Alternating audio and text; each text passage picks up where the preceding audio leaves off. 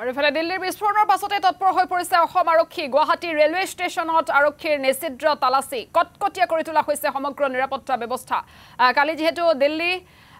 লালকিল্লাত যি ভয়ংকৰ বিস্ফোৰণ সংঘটিত হ'ল তাৰ পাছতে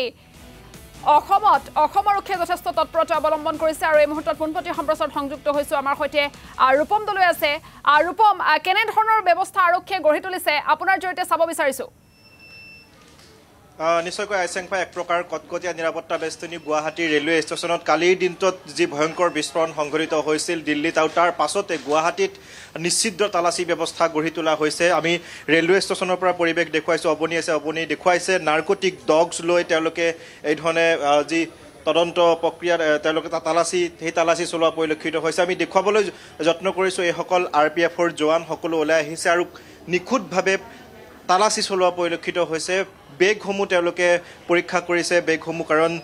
যি ঘটনা সংঘটিত হ'ল কালিৰ দিনটোত বুকু কঁপি যোৱা ঘটনা সমগ্ৰ ভাৰতবাসীয়ে বুকু কঁপি আছে সেই ঘটনা হৈ যোৱাৰ পাছত আৰু আজিৰ দিনটোত তেওঁলোকে এই ধৰণে নিষিদ্ধ তালাচী ব্যৱস্থা বিশেষকৈ যিসমূহ গুৰুত্বপূৰ্ণ এলেকা সেই গুৰুত্বপূৰ্ণ এলেকাসমূহত এই ধৰণে তেওঁলোকে তালাচী চলোৱা পৰিলক্ষিত হৈছে বিশেষকৈ গুৱাহাটী ৰেলৱে ষ্টেচন তাৰ সমান্তৰালভাৱে অন্যান্য যিসমূহ ষ্টেচন আছে সেই ষ্টেচনসমূহত নিষিদ্ধ তালাচী ব্যৱস্থা গঢ়ি তোলা নিষিদ্ধ তালাচী কৰা পৰিলক্ষিত হৈছে কাৰণ বিশেষকৈ আমি যদি চাওঁ যে লস্কৰী তৈবা পাকিস্তানী যি সন্ত্ৰাসবাদী লস্কৰী তৈবা তাৰ সমান্তৰালভাৱে জয়ছ ই মহম্মদ তেওঁলোকৰ যি কুটাঘাটৰ বিভিন্ন সময়ত কুটাঘাট চলাই আহিছে সেইসমূহ দৃশ্য আমি দেখুৱাই গৈছোঁ আৰু শেহতীয়াভাৱে কালিৰ দিনটোত যিহেতু দিল্লীত ভয়ংকৰ বিস্ফোৰণ সংঘটিত হ'ল আৰু তাৰ পাছত এই ধৰণে তালাচী গঢ়ি তোলা হৈছে সমগ্ৰ গুৱাহাটী মহানগৰীৰ বিভিন্ন গুৰুত্বপূৰ্ণ অঞ্চলসমূহত গুৰুত্বপূৰ্ণ এলেকাসমূহত বিশেষকৈ বেছি দৃষ্টি নিক্ষেপ কৰা হৈছে ৰেলৱে ষ্টেচন নাইবা অন্যান্য ষ্টেচনসমূহত এয়াৰপৰ্টকে ধৰি অন্যান্য ষ্টেচনসমূহত এই ধৰণে নিষিদ্ধ তালাচী ব্যৱস্থা গঢ়ি তোলা হৈছে দেখুৱাইছোঁ প্ৰায় 15-20 জনীয়া এটা দল আৰু RPFৰ এই দলটোৱে এটাকৈ ৰেলৱে ষ্টেচনৰ এফালৰ পৰা তেওঁলোকে পৰীক্ষা কৰি গৈছে ডগছ লৈ পেলাই তেওঁলোক ওলাই আহিছে আৰু এই ধৰণে তালাচী চলোৱা পৰিলক্ষিত হৈছে কাৰণ আমি যদি চাওঁ যে জয়ছ ই মহম্মদে যিখিনি কথা আজি এমাহমান পূৰ্বে এগৰাকী কামাণ্ডাৰে তেওঁলোকৰ এটা কথা কৈছিল যে বাংলাদেশত তেওঁলোকৰ ঘাটি এক প্ৰকাৰ স্থাপন কৰা হৈছে বাংলাদেশৰ পৰা ভাৰতক আক্ৰমণ কৰাৰ কথা তেওঁলোকে কৈছে কাৰণ অপাৰেশ্যন সিন্দুৰৰ পাছত যি ধৰণে আচলতে অপাৰেশ্যন সিন্দুৰত ভাৰতীয় সেনাই তেওঁলোকৰ বিশেষকৈ সন্ত্ৰাসবাদীৰ বহুকেইটা চাউনি যিহেতু ধ্বংস কৰিছিল আৰু সেই চাউনি ধ্বংস কৰাৰ পাছত এই বিস্ফোৰণ হ'ল এতিয়ালৈকে যদিও কোনো এটা সংগঠনে স্বীকাৰ কৰা নাই বিস্ফোৰণৰ কথা কিন্তু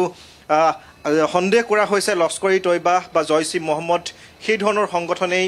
এই যি কুটাঘাট বা এই বিস্ফোৰণ তেওঁলোকে কৰিছে বুলি সন্দেহ কৰা হৈছে আৰু তেওঁলোকে এটা কথা কৈছে যে বাংলাদেশৰ পৰা যিটো তেওঁলোকৰ যি কুটাঘাটৰ আশংকা বাংলাদেশৰ পৰাই কৰা হোৱা বুলি যিহেতু যি ইণ্টেলিজেঞ্চ আছে ইণ্টেলিজেঞ্চ ফালৰ পৰা সন্দেহ কৰা হৈছে আৰু সেই অনুসৰিয়েই বিভিন্ন সময়ত যিহেতু এই ধৰণে এইসমূহ সন্ত্ৰাসবাদী দলে সেই সন্ত্ৰাসবাদী দলসমূহে কুটাঘাট কৰি আহিছিল আৰু তাৰ প্ৰতি লক্ষ্য ৰাখি আজিৰ দিনটোত আমি দেখুৱাইছোঁ যে কালি বিস্ফোৰণ হৈ যোৱাৰ পাছত গুৱাহাটীত এই ধৰণে সক্ৰিয় হৈছে আৰক্ষী RPFৰ জোৱানসকল সক্ৰিয় হৈছে খুলি বেগসমূহ চাইছে বেগত কিবা আছে নেকি সেইসমূহ তন্নকৈ পৰীক্ষা কৰা পৰিলক্ষিত হৈছে ডগছ লৈ তেওঁলোকে এই ধৰণে পৰীক্ষা কৰা পৰিলক্ষিত হৈছে প্ৰায় 10-12 জনীয়া দল এটা এফালৰ পৰা গুৱাহাটী ৰেলৱে ষ্টেচন এফালৰ পৰা ইটো মূৰৰ পৰা সিটো মূৰলৈ প্ৰতিটো স্থানতে তেওঁলোকে এই ধৰণে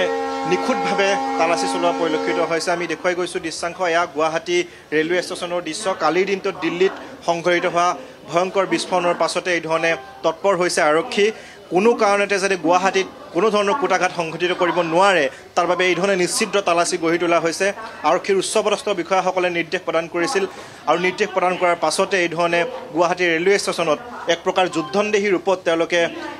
তালাচী চলোৱা পৰিলক্ষিত হৈছে পুৱাৰ ভাগৰ পৰা তেওঁলোকে এই যি তালাচী আৰম্ভ কৰিছিল নিশাই তেওঁলোকে কিছু তালাচী চলাইছিল নিশাৰ পৰা তেওঁলোকে অতন্ত্ৰ প্ৰহৰীৰ দৰে তেওঁলোক প্ৰতিগৰাকী জোৱানে সষ্টম হৈ আছে আৰু এইখিনি মুহূৰ্তত কিছু সময় পূৰ্বৰ পৰা এই ধৰণে আমি কণ্টেক্ট ৰখাইছোঁ আমি পৰৱৰ্তী সময়ত পুনৰ আপোনাৰ ওচৰলৈ যাম আৰু এই মুহূৰ্তত ৰূপম দলৈ আমাক গুৱাহাটী ৰেলৱে ষ্টেচনৰ পৰা পৰিৱেশ দেখুৱালে কালি দিল্লীত সংঘটিত বোমা বিস্ফোৰণৰ পাছতে অসমতো আচলতে যথেষ্ট তৎপৰতা অৱলম্বন কৰিছে আৰক্ষী আৰু এনেধৰণে নিষিদ্ধ তালাচীৰ ব্যৱস্থা কৰিছে অসম আৰক্ষীয়ে